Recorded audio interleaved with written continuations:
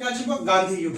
हम सब 10th class के एक टॉपिक पढ़ रहे हैं जिनका नाम क्या है गांधी युग। गांधी युग की अगर बात करते हैं तो गांधी युग में आपको भी पता है कि गांधी युग कब से स्टार्ट होता है, 1915 से लेकर 1947। ये गांधी जी की जर्नी के बारे में बताया गया। इससे पहले अगर बात करते हैं 1915 से पहले के फेज की अगर बात करते हैं तो उसमें गांधी जी के जो अपने बचपन की पीढ़ियां जो है पढ़े लिखे हैं उसके बारे में इसका चर्चा किया गया। ठीक है, अगर गांधी जी की बात करते हैं 1915 की पूर्व की घटना की बात करेंगे तो देखा जाता है कि एक गरीब नहीं बोल सकते, एक सामान्य परिवार भी नहीं कर सकते, एक अच्छे धनाढ़ परिवार में पैदा लेते हैं गांधी, जिनके बाबूजी का नाम क्या, करमचंद गांधी। करमचंद गांधी जो है वो क्या है, सब तो दीवान है। दीवान का मतलब होता है अंग्रेज के समय में जो राजस्व के अधिकारी होते थे। राजस्व के मतलब आप समझते हैं, पैसा का जो होता है, पैसा का लेखा जोखा रखने वाला होता है, उसे हम क्या कहते हैं, राजस्व कहते हैं। उस राजस्व के अधिकारी जो होते हैं वर्तमान समय में आप सबको भी पता है कि राजस्व किसको कहते हैं सर। राजस्व का मतलब धन होता है। अभी बैंक में जाते हो तो कैशियर समझते हो ना, कैशियर जो पैसा का लेन देन करता है, देखते हैं उसके लिए एक अलग बॉक्स बनाया जाता है, कहीं से पगला उगला ना जाए में, अगर पगला उगला गया तो दिक्कत है। आप लोग भी समझते हैं कि ना,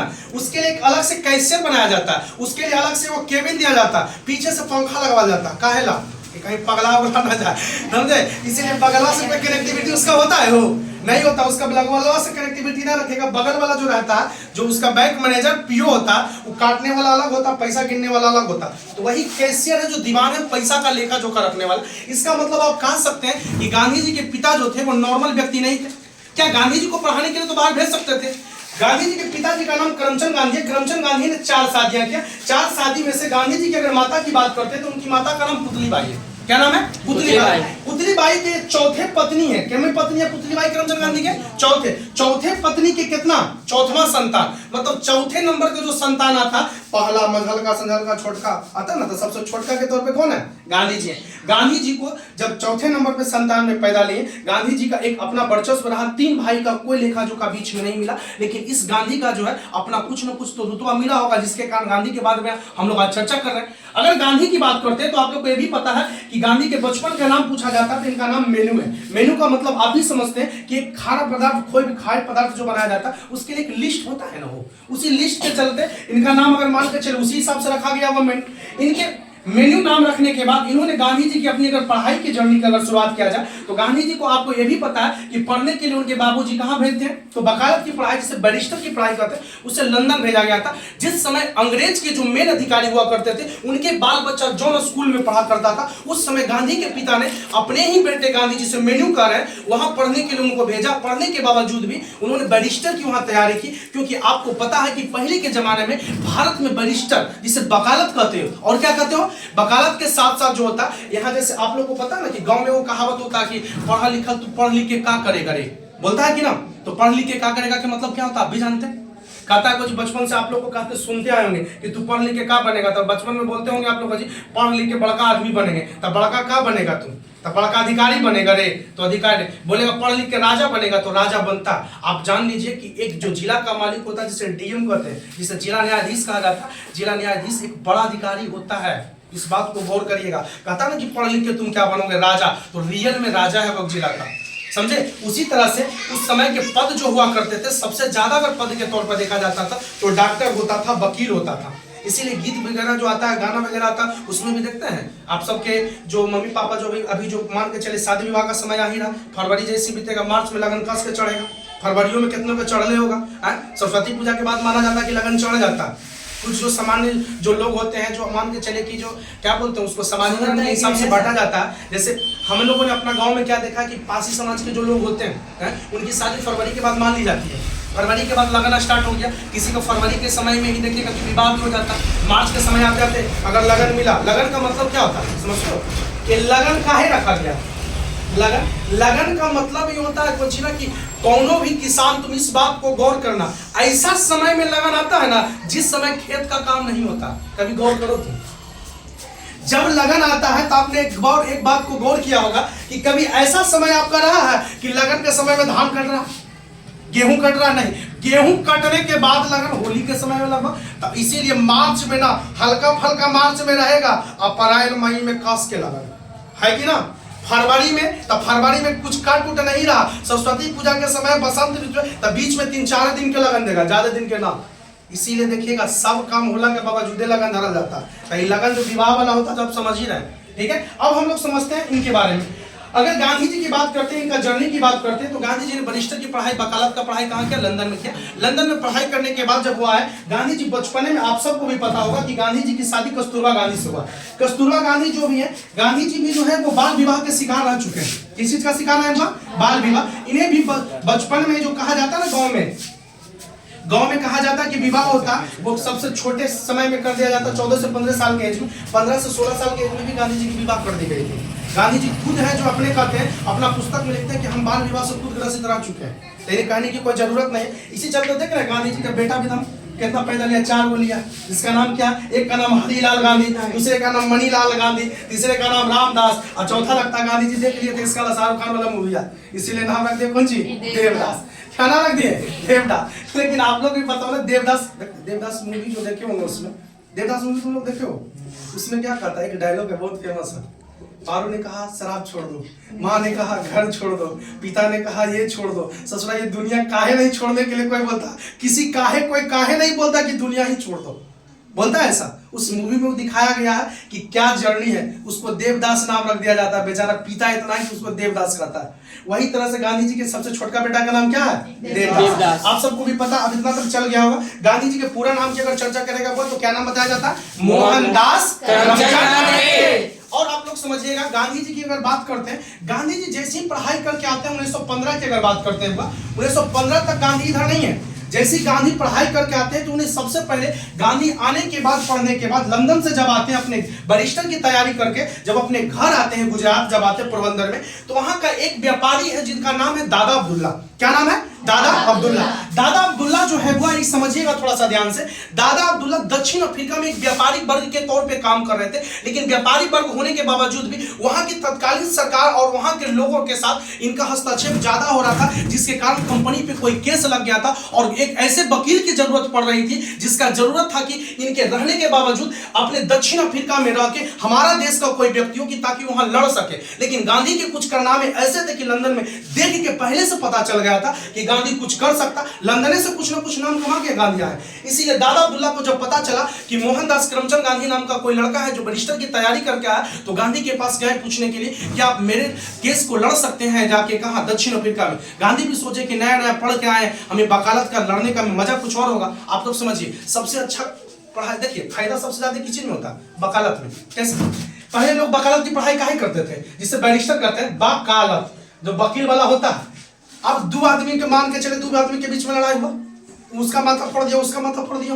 अब दोनों को फोड़ दिया तो दोनों एक को वकील रखेगा कि ना? ओकर वकील ओकरा से कमाएगा, एक वकील एकरो से कमाएगा। तो सबसे ज्यादा बिजनेस का लेनदेन किससे होता है? वकालत से। इसीलिए शुरुआत के दौर में सब बड़े बड़े जो लोग होते थे वकालत की पढ़ाई करवाता था, समझे? अब गांधी से पूछा कौन? दादा अब्दुल्ला कि क्या मेरे केस को लड़ने के लिए आप चलोगे? गांधी तैयार हो गए। लेकिन क्या था, नियति को कुछ और देना था। दक्षिण अफ्रीका जब गांधी जा रहे थे, 1893 का बात है, 1915 की पूर्व की घटना चल रहा है, समझ रहे ना? 1915 में जब गांधी एंट्री मारेंगे भारत में, 9 जनवरी 1915 को, उसी दिन आपको विश्व मजदूर दिवस के तौर पे भी मनाया जाएगा। और गांधी के जैसे ही एंट्री मारने के बाद उनके अपने जो राजनीतिक गुरु होते हैं, जिनका नाम था गोपाल कृष्ण गोखले, उनकी मृत्यु भी हो जाती है। ठीक है, आने के तुरंत बाद ही होता, तो उसकी अलग जर्नी है। लेकिन यहां समझते हैं दक्षिण अफ्रीका में 1800 कितना बोला?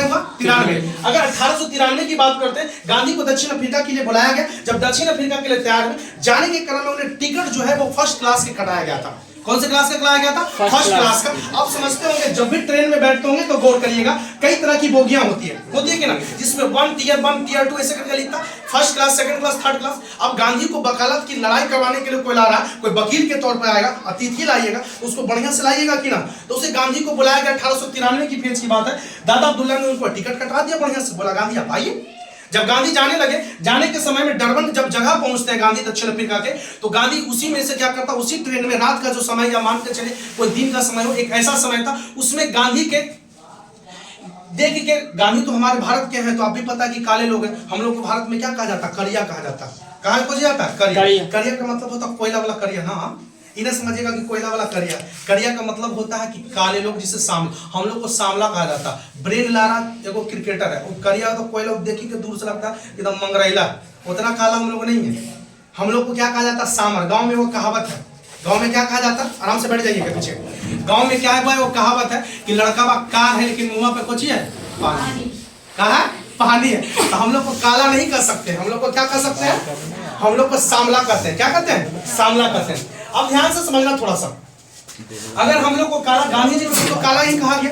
अब गांधी जी जब काला कहा गया गांधी जी को, तो गांधी जी जब जैसे ही ट्रेन में बैठे हुए थे, जो अधिकारी चढ़ा उधर, वहां का जो मेन होता है गोरे लोग, जिसे आप गोरे लोगों को समझिएगा, जैसे वास्को डी गामा भारत आया 1498 में, तब देख के हम लोग का दोस्तमन लोग जो था, जो वहां जो काम कर रहा था, कौन, केरल के सबसे निचली तट पे जिसे कालीकट घाट पे कर रहा था, कोच्चिकोड़ा जिला के कालीकट घाट पे काम कर रहा था कुछ मछुआरा, वो देख के वास्को डी गामा को कोची करता है, लगता है मामा आया है। और अरे मामा आया है, औरों में पकड़ के वो पगहा जैसा पहन ले है, वो पगहा के पकड़ के लेके जा रहा है कहाँ, वहाँ के तत्कालीन राजा जमुरीन है उसके पास, कह रहा देखिए ना ये कौन आया है, ये पगहा पहन ले है, और बाद ये गोर है, मतलब पूरा गोरा है, इसको समझ में ना छिलल मुर्गा जैसा दिख रहा है। कैसा दिख रहा है, छिलल मुर्गा जैसा लग रहा है कि शकल छुइएगा तो ढटार जाइएगा। गाँव में होता है ना, सरा के गए कस के है तो तुरंत सरा के गया, इस टाइप का कहानी देख रहे थे कौन, उसी समय वैसा ही गोरा दुधाई कलर वाला कहाँ मिला सब, तो दक्षिण अफ्रीका में।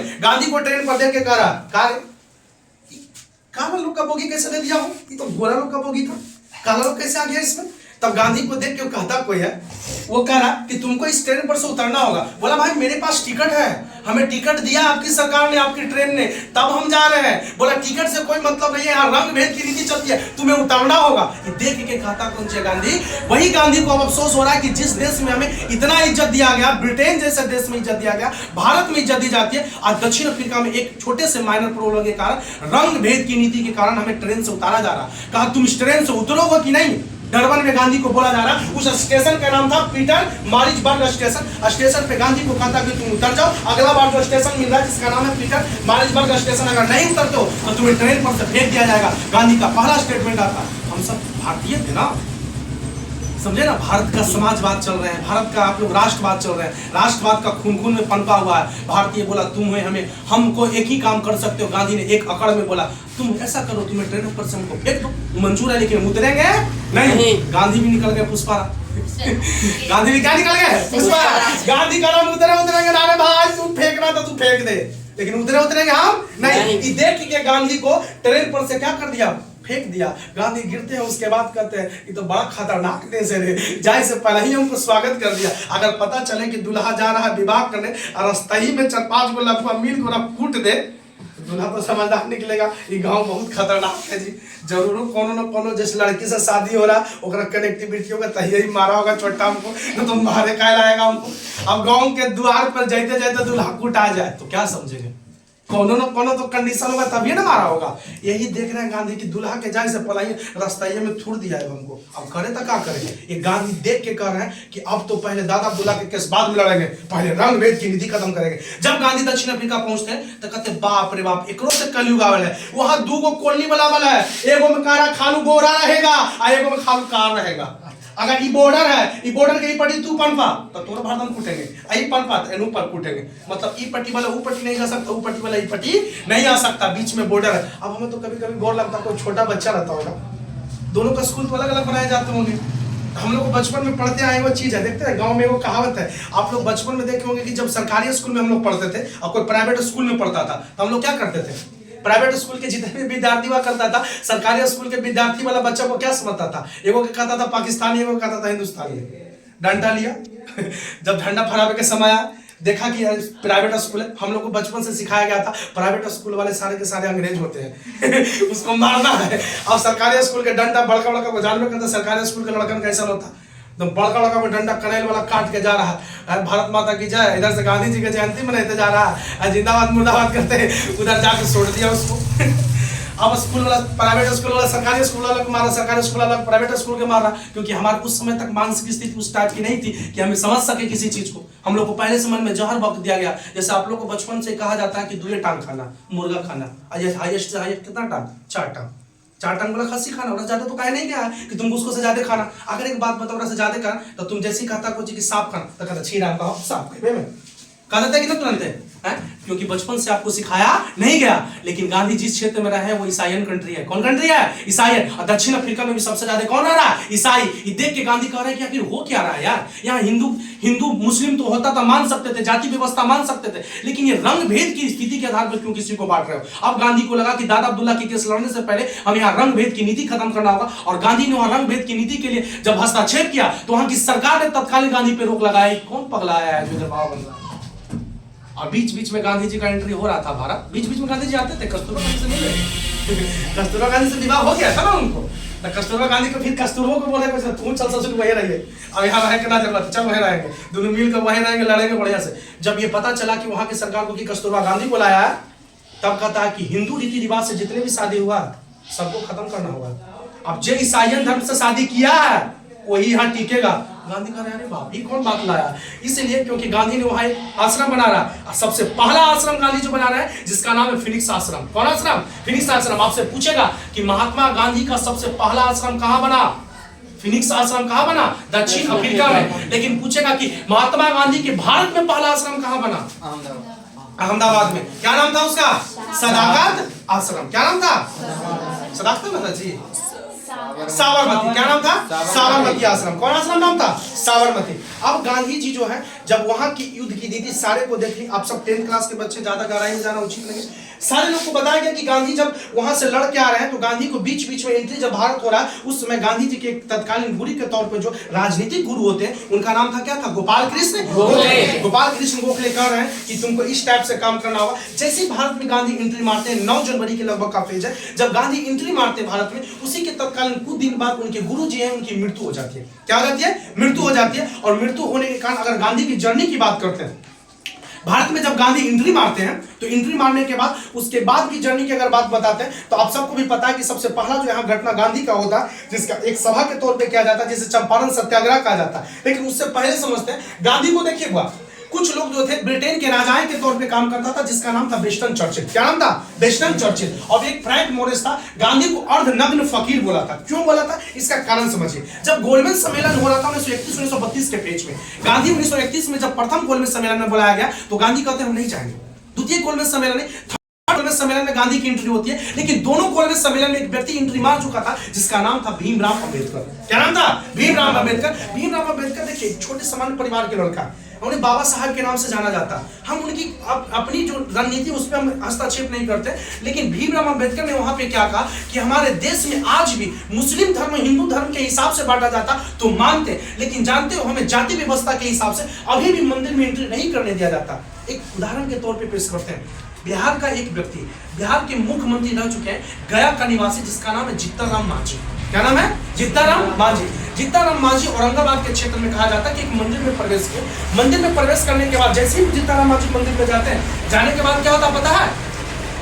जैसे मंदिर में जाते हैं, पंडित जी जब निकलता है मंदिर से, जीतनराम मांझी निकलते हैं, पंडित जी पूरे मंदिर को धोवा देता है। इसका मतलब जाति व्यवस्था अभी भी मान रहे हो। उस समय एक मुसहर जाति का लड़का कोई मंदिर में प्रवेश नहीं कर सकता, तो मुसहर जाति को तुम हरिजन बोल रहे हो, और हरिजन के मतलब होता हरि के जन, हरि के जन हो रहा, फिर भी तुम उसको घुसने नहीं दे रहे हो। घुसने के बाद तुम मंदिर दोबारा रहे हो, इसका मतलब अभी भी जाति व्यवस्था को तुम मार रहे हो। मानने के बावजूद इस जब ये बात पता चला जीतनराम मांझी को, वहां के तुरंत यहाँ जितने भी पंडित जी था सबको लगा इसको हमें एंट्री मार। सोचो मुख्यमंत्री के साथ ऐसा किया जा रहा, तो एक नॉर्मल व्यक्ति जो होते हैं, एक सामान्य परिवार का जो छोटे जाति वर्ग का लोग होता है, उसको क्या समझता होगा? आपकी कहने की कोई जरूरत नहीं है, करने की कोई जरूरत नहीं है। लेकिन नीतीश कुमार की पहल ऐसा है कि आज तक ऐसा कभी देखने को मिलता नहीं। लेकिन एक देखिए, कोई भी सरकार रहेगी, कितनों भी कुछ करेगी, तो तुम्हारे हिसाब से तो कोई काम कर नहीं सकता है। कुछ ना कुछ कभी कोई सरकार कहता है कि किसी को अपराधी घटना करो, कभी कोई सरकार बोलेगी? क्या गांधी जी कभी ऐसा बोले होंगे कि मान के चले कि आप लोग कोई काम कर रहे हैं, करते करते गांधी जी बोले होंगे कुछ कि नहीं आपको नहीं करना चाहिए? गांधी जी भी ऐसा नहीं बोलेंगे, अपने हिसाब से कोनो कोनो जवाब दिया होगा। उसी तरह से समझिए गांधी जी को अर्धनग्न क्या कहा जा रहा है? फकीर, जिसे क्या कहते हैं? कौन कह रहा है उसको? चर्चिल। ये देख के क्या हो रहा? गोलमेज सम्मेलन में गांधी को जब एंट्री कराया जाता, कहता कि भारत में कौन ऐसा व्यक्ति है जो ये पूरा कांग्रेस का अधिवेशन को संभाल रहा? बोला गांधी। उसको बोला गांधी आना नहीं चाहते, बोला नहीं आना चाहते। उसको कैसे करके बोला? गांधी जब वहां एंट्री मारते हैं, जब गांधी वहां पहुंचते हैं, तो बोला जाता है कि यहाँ के देख के एक व्यक्ति बोलता है कौन है कि विंस्टन चर्चिल कहता है अंधा ये पगलवा अर्धनग्न फकीर गंजी जी पहन के हल्का फुल्का आता पैंट पहन के काची का बोला अर्धनग्न फकीर बोल रहा। लेकिन यही देख के दूगो इस कुर्सी पे गांधी बैठे हुए हैं, उस पर विंस्टन चर्चिल बैठा हुआ, वो देख के उधर से सरोजिनी नायडू कह रही है, दो महात्माओं का मिलन हो रहा है। समझे? सरोजिनी नायडू का अलग स्टेटमेंट जा रहा है। अब सोचो वन मैन बाउंड्री फॉल्ट क्यों बोला गया? 10 अप्रैल 1946 बंगाल के क्षेत्र में जो होता, कलकत्ता बंगाल के क्षेत्र में, उधर के क्षेत्र में एक घटना हो रही थी जिसका नाम था, उस घटना को बोला जाता नौखली की घटना।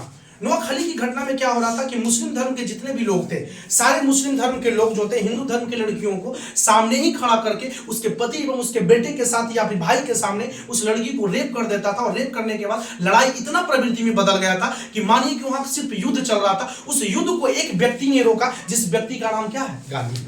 क्या नाम है? गांधी। देखिए कि वहां के एक तत्कालीन जो लॉर्ड माउंटबेटन होते हैं, वो साफ शब्दों में कहते हैं कि वन मैन बाउंड्री फॉल्ट है। गांधी नॉर्मल व्यक्ति नहीं है, वन मैन बाउंड्री फॉल्ट। अकेले सभ्य को रोक लिया, अकेले सभ्य के क्या कर लिया? रोक लिया। और उसके बाद देखिए कि गांधी को एक और व्यक्ति है जिन्हें उपनाम से जानते हैं, मलंग बाबा। गांधी जी क्या थे ना, कोई भी काम करते थे ना तो धुन के पक्का थे।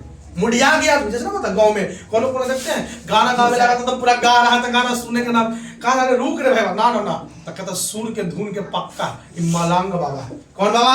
मलंग बाबा। तो गांधी को मलंग बाबा किसने कहा? खान अब्दुल गफ्फार खान। कौन कहा हुआ? खान अब्दुल गफ्फार खान। यहां तक में किसी को कोई दिक्कत? कौन बोला हुआ? खान अब्दुल गफ्फार खान। आप सब खान अब्दुल गफ्फार खान के नाम समझ पहले से भी जानते होंगे, ठीक है? अब समझिएगा थोड़ा सा ध्यान से। 1915 के बाद गांधी कहां आ रहे हैं? वो भारत आ रहे हैं। भारत में पहले भी गांधी भारत आ रहे थे, ऐसा नहीं था कि गांधी नहीं। देखिए आप सबसे भी कोई पूछे कि पटना में पढ़ रहे हो, अब आपका घर रहे बिहार से, तो कभी कभी बीच बीच में तो आते ही होंगे ना। लेकिन तत्कालीन अगर मान के चलो रेगुलरिटी के तौर पे अगर बिहार रहने लगे, अगर इस साल से रहने लगे फिर पटना कभी नहीं जा रहे हो, एक आध दिन के लिए तुम जा रहे हो, तो फिर तो तुम कहोगे कि हम बिहार शरीफ में रेगुलरिटी के साथ रह रहे हैं, इसका मतलब अब सब बिहार शरीफ में रहेंगे, बोल सकते हो कि ना। तो गांधी 1915 के बाद है गए हैं, ऐसा नहीं कि नहीं गए होंगे, लेकिन उसके बाद जो रेगुलरिटी के तौर पे क्या कर रहे हैं गांधी रह रहे। 1915 के बाद देखिएगा 1915 में जैसे गांधी आते हैं, इनके कोई सहयोगी उनको कहते हैं कि आप पूरा देश भ्रमित कर लीजिए, घूम लीजिए। घूमने के दौरान में गांधी ने सोचा पूछी कि बगल में ही आपको भी पता है कि लखनऊ में एक समझौता, लखनऊ जो हो रहा है, लखनऊ है वो, लखनऊ जो आपको पता है क्या उत्तर प्रदेश का क्षेत्र, राजधानी उत्तर प्रदेश की राजधानी लखनऊ में क्या हो रहा था 1916 के फेज में। 15 के बाद कितना हुआ? 16 में लखनऊ अधिवेशन हो रहा जो कांग्रेस का हो रहा। किसका हो रहा? कांग्रेस। इस कांग्रेस के अधिवेशन में गांधी एक नए व्यक्ति के तौर पे आ रहे हैं। जब गांधी नए व्यक्ति के तौर पे इसमें आते हैं तो गांधी से पूछा जाता है, कहा जाता है कौन-सी कि आप इस क्षेत्र में आए और गांधी इसके बारे में चर्चा का जानकारी ले रहे थे कि उसी दौरान आपको पता है 1915 से 16 17 के फेज आते आते जो घटना होता है 1917 में, उससे पहले 1916 की घटना में क्या हो रहा कि एक व्यक्ति है जिनका नाम है, क्या चीज नाम बताए थे आप लोगों को? राजकुमार शुक्ल। क्या नाम बताए थे? राजकुमार शुक्ल। सबसे पहले गांधी जब 1916 के लखनऊ अधिवेशन में पहुंचते तो वहां देखते हैं कि नए नए व्यक्ति के तौर पे उभरे, सब लोगों से मिल मिलाप किया। उसी में ब्रज किशोर प्रसाद भी हैं, बहुत सारे लोग ऐसे व्यक्ति हैं जो है उसी में कौन जा रहे थे? राजकुमार शुक्ल जा रहे हैं। वो अपना क्षेत्र का एक नॉर्मल सा घटना को लेके जा रहे हैं। क्या करने के लिए जा रहे हैं? एक नॉर्मल सी घटना को। नॉर्मल सी घटना को देख के गांधी की शुरुआत में ब्रज किशोर प्रसाद गांधी जी को कह रहे हैं, उसको कह रहे हैं राजकुमार शुक्ल को कि आप जाइए ना गांधी से मिलिए। इस व्यक्ति का नाम दक्षिण अफ्रीका में भी चला, वहां ब्रिटेन में भी चला, उससे मिलिए। गांधी शुरुआत में देख के कहते हैं ना मुझे बिहार पता था, गांधी अपने किताब में लिखते हैं ना मुझे बिहार पता था, ना चंपारण पता था, ना तिनकटिया पता था, कुछ भी पता नहीं था। एक अगला पगला टाइप का कोई व्यक्ति था जिसका नाम था राजकुमार शुक्ल, उसने आके इस मुद्दे पे बार बार बात किया। हम बार बार उसको टालते रहे, हम उसको क्या करते रहे? बार बार टालते रहे, बार बार